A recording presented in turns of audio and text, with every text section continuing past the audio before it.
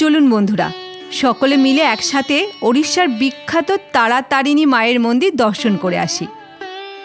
আজ আমরা ভুবনেশ্বর স্টেশন থেকে ট্রেন ধরেই যাত্রা করব। তাই ভোর 5:30 নাগাদ হোটেল থেকে বেরিয়ে পড়েছি স্টেশনের দিকে যাওয়ার জন্য। এই মন্দিরে আপনি বিভিন্ন দিক থেকে যেতে পারেন, তবে আমরা যেহেতু ভুবনেশ্বরে আছি তাই আমরা ভুবনেশ্বর স্টেশন থেকেই যাব। স্টেশনে পৌঁছে বেরামপুর স্টেশন যাওয়ার টিকিট কেটে নিলাম 70 টাকা দিয়ে। ভুবনেশ্বর ওড়িশার রাজধানী হলেও পুরো স্টেশনে তেমন গিজগিজ করা ভিড় আমার চোখে পড়ল না। সময় মতো ট্রেন চলে এলো স্টেশনে।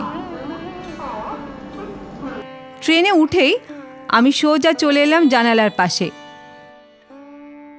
জানালার পাশে বসে দূরের দিকে তাকিয়ে প্রাকৃতিক সৌন্দর্য কি সুন্দর লাগছে। দূর দূরান্ত পর্যন্ত সবুজ আর সবুজ। আজকের ওয়েদারটা বেশ মনোরম, সেই জন্য গাছেরাও বুঝি অনেক অনেক বেশি প্রাণবন্ত। এখান থেকে দূরের পাহাড়টা দেখতে পাচ্ছি, মন্দ লাগছে না দেখতে।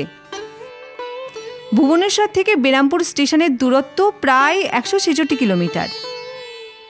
একের পর এক গাছেদেরকে পেছনে ফেলে আমরা এগিয়ে চলেছি ট্রেনে করে সামনের দিকে। বেশ কিছুক্ষণ ট্রেন জার্নি করার পর ট্রেন আমাদেরকে পৌঁছে দিল বেরামপুর স্টেশনে। স্টেশন চত্বর থেকে বাইরে বেরিয়ে এলাম।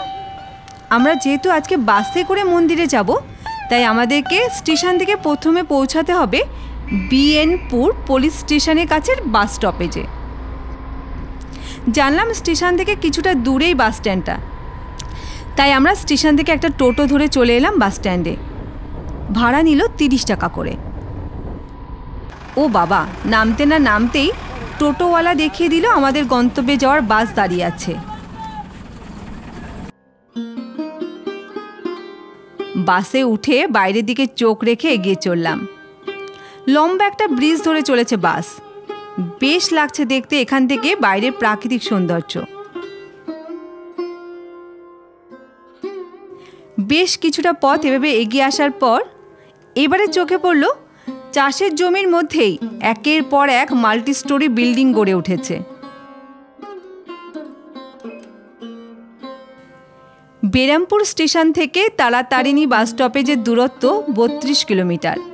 ভাড়া নিল প্রত্যেকে 40 টাকা করে। এখন বাস লোকালয়ের মধ্যে দিয়ে এগিয়ে চলেছে। বাসে বেশ লোক আছে, তবে খেয়াল করেছেন বাদুর ঝোলার মতন করে একজনও দাঁড়িয়ে নেই। যাই হোক, বাসের মধ্যে থেকে চোখ সরিয়ে আবার বাইরের দিকে চোখ রাখলাম।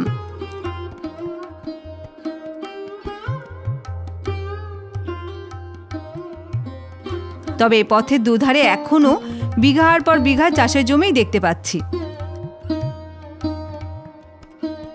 কত রকমের ফসল চাষ হচ্ছে দেখতে কিন্তু বেশ ভালোই লাগছে দূর থেকে। সময়ের সাথে চলতে চলতে সকাল 10:30টার বাস আমাদেরকে তারাতারিণী বাস স্টপেজে নামিয়ে বেরিয়ে গেল।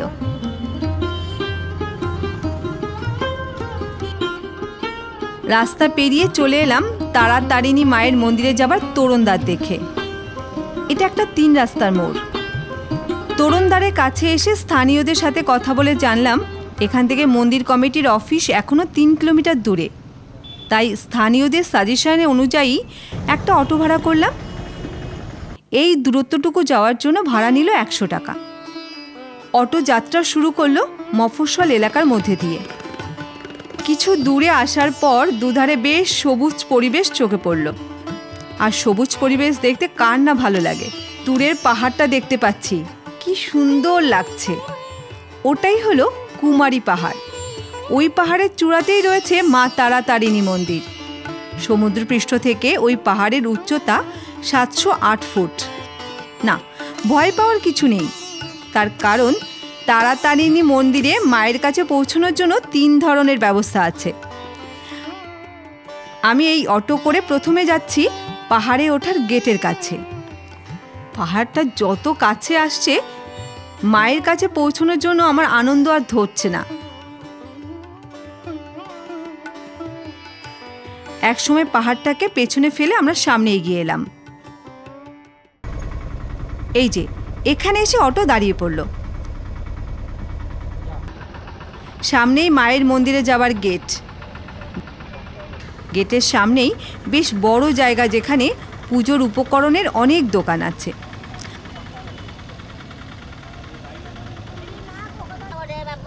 আমরা এর মধ্যেই একটা দোকান থেকে 151 টাকার পুজোর ডালা কিনে নিলাম। এখানে পুজোর ডালা শুরুই হয় 151 টাকা থেকে।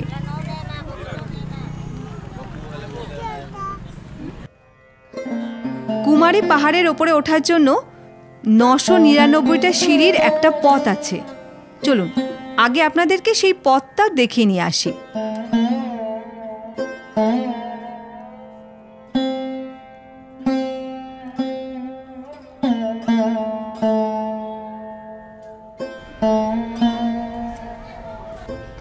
এই পথে অনেকেই মায়ের কাছে হেঁটে পৌঁছে যায়।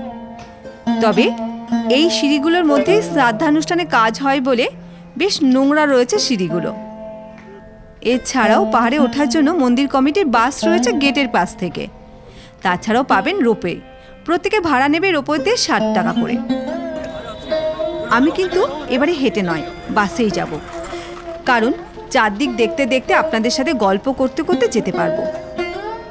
রাস্তার দুধারে অনেক দোকানপাট রয়েছে। আমরা বাসের টিকিট কাটার জন্য এগিয়ে চললাম।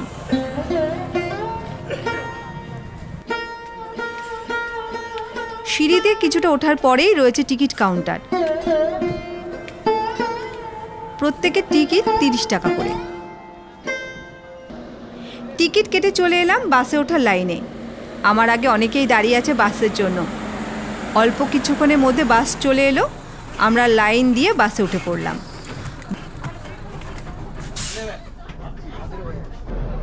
বাস মুহূর্তের মধ্যে ভরে যেতেই ছেড়ে দিল। উৎফুল্ল মনে জানালা পাশে বসে সামনের দিকে এগিয়ে চললাম বাসে করে। পাহাড়ি পথটা কিন্তু দারুণ সুন্দর।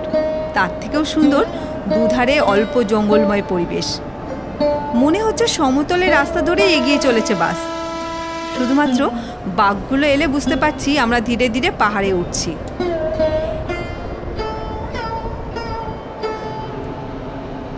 আমরা চলেছি গঞ্জাম জেলার ব্রহ্মপুরে কুমারী পাহাড়ের ঋষিকুল্যা নদীর তীরে পূর্ণগিরির চূড়ায় অবস্থিত তারাতারিণী মায়ের মন্দিরে। এই মন্দির বিভিন্ন নামে পরিচিত, যেমন যমজ বনের মন্দির, তারিণী মায়ের মন্দির, যমজ দেবীর মন্দির ইত্যাদি। মিনিট 10 বাস চলার পর এই যে আমরা চলে এসেছি একদম মন্দির চত্বরের কাছেই। বাস থেকে নেমে চারদিকটা একটু চোখ বুলিয়ে নিলাম। বিশাল বড় এলাকা। এটি একটি বিখ্যাত সতীপীঠ। এখানে তারাতারিণী মাকে শক্তির আধার রূপে পূজার্চনা করা হয়। তারিণী শব্দের অর্থ হলো যিনি উদ্ধার করেন। এখানকার বাঁধানো রাস্তাঘাট থেকে মনেই হচ্ছে না আমরা পাহাড়ের একদম চূড়ায় রয়েছি। দারুণ সুন্দর লাগছে এখানকার পরিবেশ। এবারে এগিয়ে চললাম মন্দিরে ঢোকার তোরণদ্বারের দিকে। মন্দির চত্বরে ঢুকে চারদিক দেখে অবাক হলাম।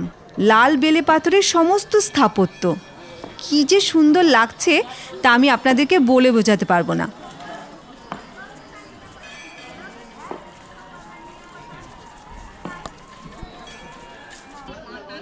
ধীরে ধীরে গেট দিয়ে ঢুকে পড়লাম মূল মন্দির চত্বরে।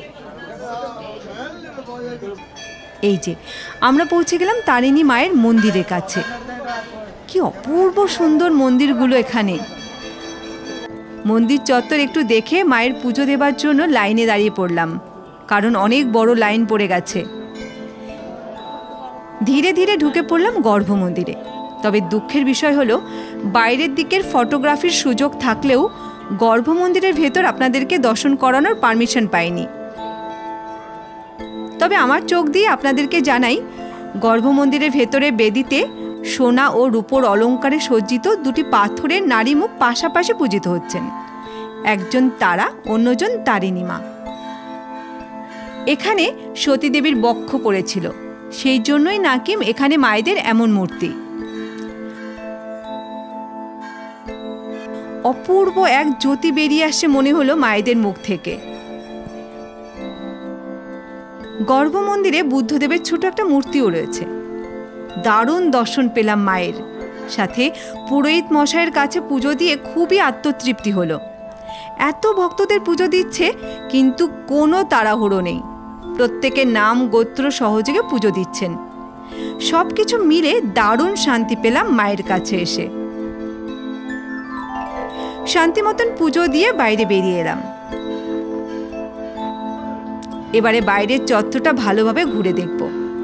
180 একর এলাকা জুড়ে এই মন্দির চত্বর। ভাবতে পারছেন কি বিশাল মন্দির চত্বর এখানে। তারাতারিণী মায়ের মন্দির 4টি আদি শক্তিপীঠের মধ্যে একটি। এই মন্দিরটি ঐতিহ্যবাহী কলিঙ্গ স্থাপত্য শৈলীর লাল বেলে পাথরে তৈরি। সমস্ত মন্দিরের গায়ে অসাধারণ সব কারুশিল্প ফুটিয়ে তোলা হয়েছে। নিজের চোখকেই বিশ্বাস হবে না, এত নিখুঁত জটিল ভাস্কর্য ফুটিয়ে তোলা হয়েছে সর্বত্র। আমি তো ভাষাই হারিয়ে ফেলেছি এত সুন্দর কারুকাজ দেখে।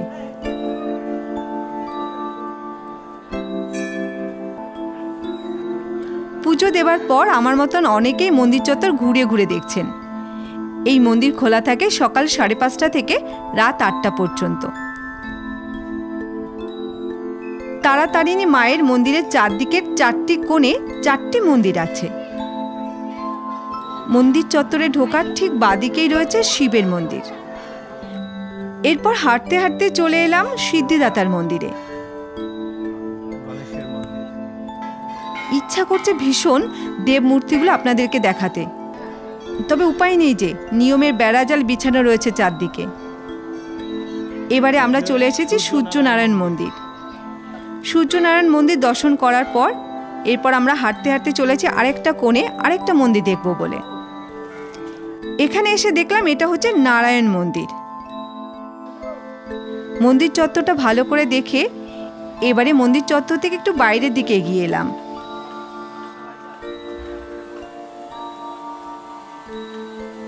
মন্দির চত্বরের বাইরের দিকটাও কিন্তু অনেকটা ফাঁকা জায়গা আছে।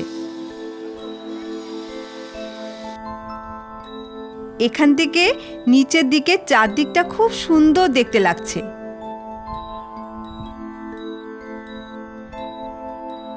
ওই যে দেখুন নিচে থেকে ঋষিকোল্লা নদী বয়ে চলেছে। এই মন্দিরের সর্বত্রই ভীষণ শান্তিপূর্ণ নির্মল পরিবেশ। এত সুন্দর আধ্যাত্মিকপূর্ণ পরিবেশ ছেড়ে সত্যি বলছি কিছুতেই আসতে ইচ্ছা করছে না। মনে হচ্ছে সর্বত্রই যেন একটা মায়াজাল ছড়ানো আছে, যাকে ভেদ করে বেরানো যায় না। জানেন, এখানে তারাতারিণী মন্দির গড়ে ওঠা সম্পর্কে 2টো কাহিনী প্রচলিত আছে। অনেকেই মনে করেন 8ম শতাব্দীতে রাজা ইন্দ্রদ্যুম্ন স্বপ্নাদেশ পেয়ে পুকুরের পদ্মের ওপরে এই মূর্তি পেয়ে এখানে মন্দির তৈরি করে পুজো শুরু করেন। তারপর একে একে মন্দির সংস্কার করতে করতে বর্তমানের এই রূপ নিয়েছে। তবে জানা যায় বর্তমানের এই স্থাপত্যটি 17শো শতাব্দীতে তৈরি হয়েছিল, কিন্তু 1999 খ্রিস্টাব্দে ওড়িশার ঘূর্ণিঝড়ের সময় এই মন্দির যথেষ্ট ক্ষতিগ্রস্ত হয়েছিল। তারপর মন্দিরের সরকারি তহবিল থেকেই পুনর্নির্মাণ করা হয়েছে। অন্য কাহিনীতে জানা যায় এই মন্দির কোনো রাজার তৈরি করা নয়। ব্রহ্মপুর শহরে বাসুপ্রহররাজ নামে এক ব্রাহ্মণ ছিলেন, যিনি শক্তির আরাধনা করতেন। তিনি নিঃসন্তান ছিলেন, তাই মনে একটা কষ্ট ছিল সন্তান সুখ না পাওয়ার। একদিন রাতে মায়ের স্বপ্নাদেশ পান যমজ সন্তানের বাবা হওয়ার জন্য তৈরি হতে। যথারীতি তার যমজ মেয়ে হয়। ধীরে ধীরে তারা বড় হয়ে ওঠেন। তাদের নাম রাখা হয়েছিল তারা এবং তারিণী। ব্রাহ্মণ যখন বুড়ো হয়ে যান তখন হঠাৎই 2 মেয়েই অদৃশ্য হয়ে যান। ব্রাহ্মণ প্রচণ্ডভাবে মেয়েদের দুঃখে ভেঙে পড়েন। সেই রাতেই স্বপ্নে তার 2 মেয়ে এসে বলেন তারা তার সন্তান হলেও তারা হলেন শক্তির আধাররূপী 2 দেবী, তারা এবং তারিণী। ব্রাহ্মণকে দেবীরা নির্দেশ দেন কুমারী পাহাড়ের ওপর ধ্বংস হওয়া মন্দিরে তাদের প্রতিষ্ঠা করে পূজার্চনা করতে। সেই থেকে এখানে তারা তারিণী মায়ের বাসস্থান হয়ে ওঠে। এই দুই মাকে ঐশ্বরিক শক্তির আধার রূপে পুজো করা হয় এখানে। এটা কিন্তু তন্ত্র সাধনার পীঠস্থান হিসাবেও প্রসিদ্ধ। এই মন্দিরে বিভিন্ন উৎসব পালিত হয়, যেমন নবরাত্রিতে 9 দিন ধরে দুর্গাপুজো হয়, চৈত্র পর্ব, চৈত্র যাত্রা, অশোকাষ্টমী ইত্যাদি। বন্ধুরা, কেমন লাগছে আজকে এই তারাতারিণী মায়ের মন্দির ঘুরে দেখতে? আশা করি জানাবেন। অনেক সময় ধরে মায়ের মন্দির চত্বরে আপন মনে ঘুরে বেড়ালাম।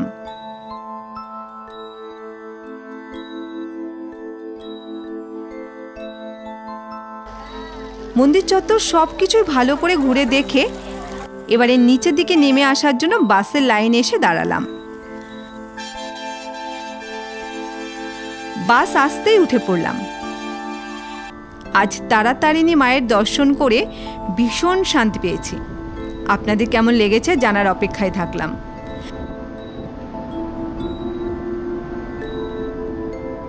আবার দুধারে সবুজে ঘেরা পরিবেশ দেখতে দেখতে একদম নিচে নেমে এলাম। আবারও অটো ধরে সোজা চলে এলাম তারাতারিণী বাস স্ট্যান্ডে। তারপর সেখান থেকে ফিরে এলাম ভুবনেশ্বরে। সবাই ভালো থাকুন, সুস্থ থাকুন। তবে এটা বলতেই হয়, কিছু শেষ হওয়া মানে নতুন করে শুরু হওয়া। তাই আগামী পর্বে অবশ্যই দেখা হচ্ছে আপনাদের সাথে। ততক্ষণের জন্য বিদায়।